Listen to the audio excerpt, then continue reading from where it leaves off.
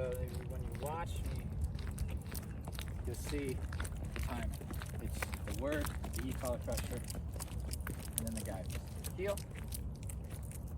Good girl.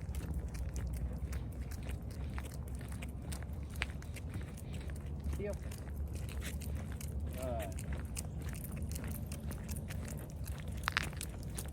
Very good girl.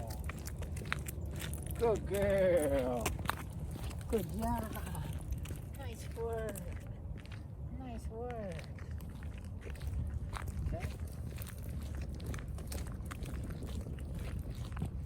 Heel. Good. What number is he on?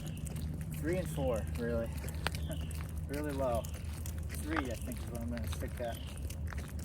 She's very cooperative. Her mind is in such a good place. She's really trying, so that's why, you know, it's a lot easier when the dog's looking to be compliant. That's the word I'm looking for. Not looking for trouble. Yeah. They're willing to work with you. You know, it makes it a lot easier. So that's what we call creating a follower.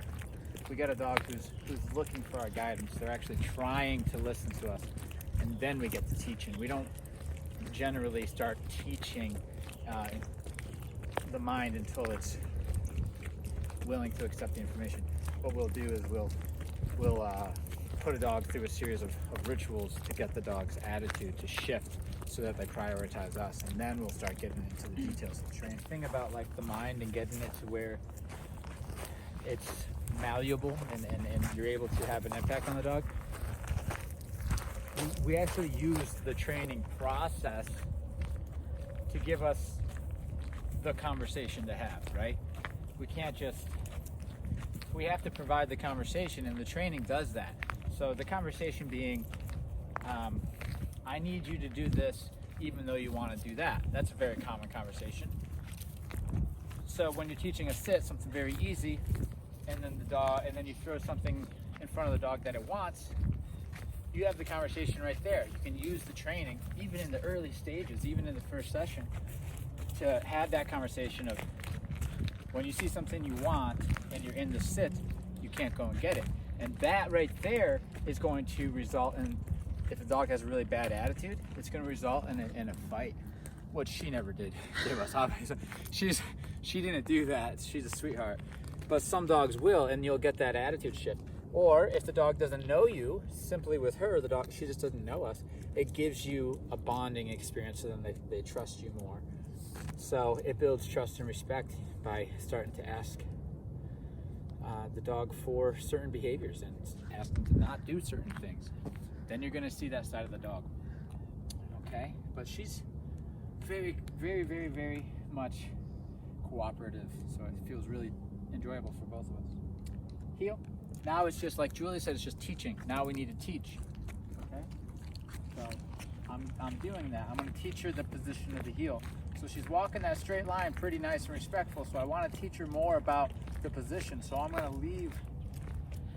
to walk away from her, say the word heel, turn on the e-collar pressure, and guide her back into position. So she gets experience with learning exactly where this is that she needs to be and how to get there. So, heel. Good. Pressure turns off as soon as, right before I say good. Okay, so she feels that humming of the e-collar on until she's in position. That's quite a bit of information for her. It's very exact, it's very pinpoint. It turns off when she's in that exact position. Heel. Good.